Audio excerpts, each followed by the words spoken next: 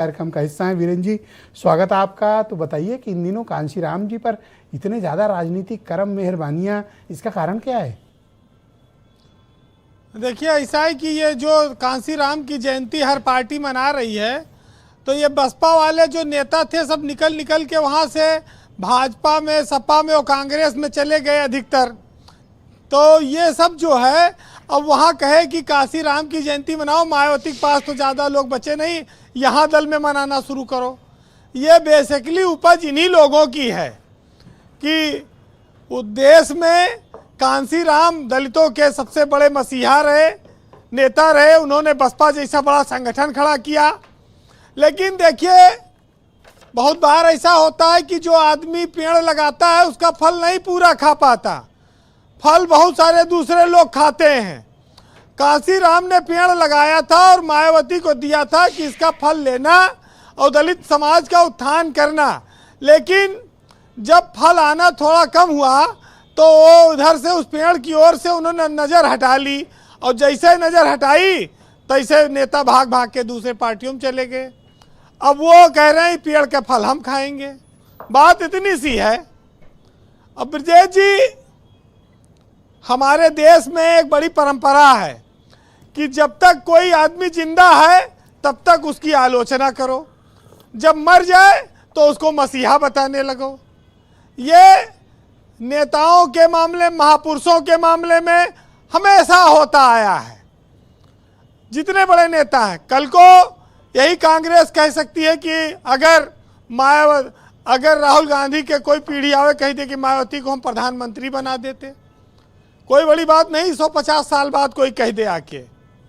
आज मायावती को सीधे कोई सम्मान मिलने वाला नहीं है।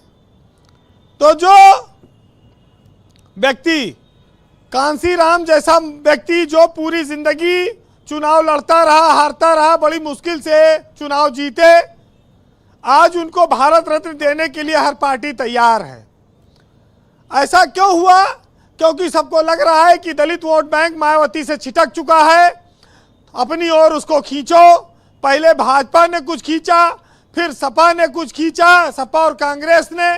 अब उसमें सबसे ज़्यादा बड़ा शेयर किसके पास आवे, उसके लिए तैयारी चल रही है। इस बात से आप सहमत होंगे कि दलित वोटों की असली लड़ाई में बीजेपी और समाजवादी पार्टी और कांग्रेस का गठबंधन है, जो ये चाहता है कि इस विधानसभा चुनाव में हमें वोट मिले, और उन्होंने उनके नेताओं को लगाया है। कांशीराम के बारे में कहा जाता है कि उन्होंने सोती हुई कौम जगाई, और उन्होंने मायावती को दलितों का अपने बाद सबसे बड़ा नेता बनाया। लेकिन अब जीते जी उसको रत्न नहीं माना गया। अब मरने के बाद कौन रत्न लेके क्या करेंगे? अब तो वो चले गए।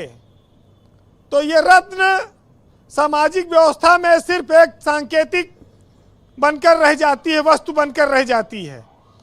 जिसने 85-15 का नारा दिया, जिन्होंने कहा कि तुम्हारे वोट में वो ताकत है कि तुम सीएम और पीएम बना सकते हो, और उन्होंने करके दिखाया।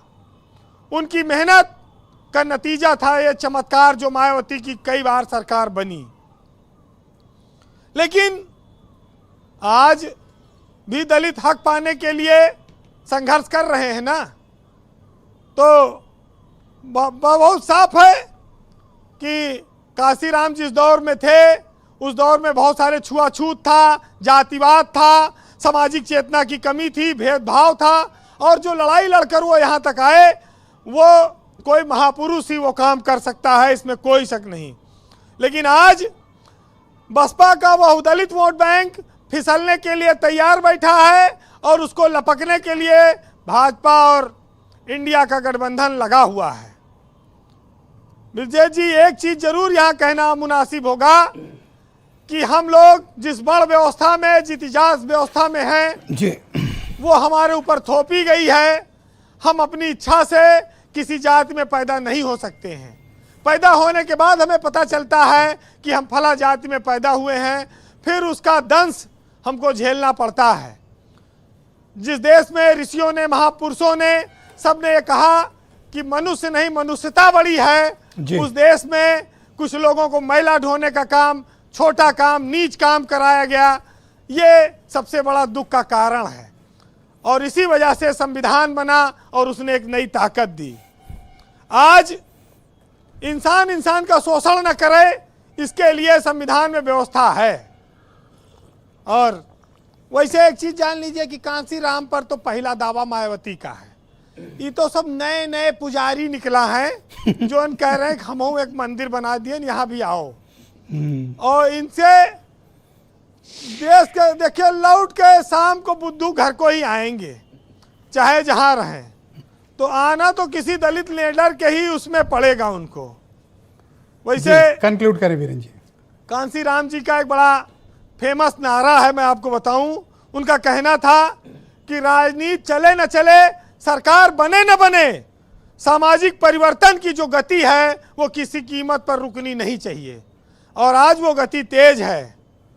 और जी, बहुत सारे साहित्यकारों ने लिखा है, हमारे महापुरुषों ने, उनकी कुछ रचनाएं सुनिएगा आप कि जन्म जात मत पूछिए का जात अरुपात, और रैदास पूत सब प्रभु के, कोई नहीं जात कुजात। और कबीरा कुआं एक है, पारी पानी भरे अनेक, और बर्तन में ही भेद है, पानी सब में एक। और जात पात के फेर में उरह रहे सब लोग, और मनुष्यता को खात हैं रैदास जाति कर रोग। बहुत शुक्रिया वीरेंद्र जी, आपने बहुत ही कम शब्दों में सामाजिक चेतना के इस विषय को जितना जागृत तरीके से उठाया, आपका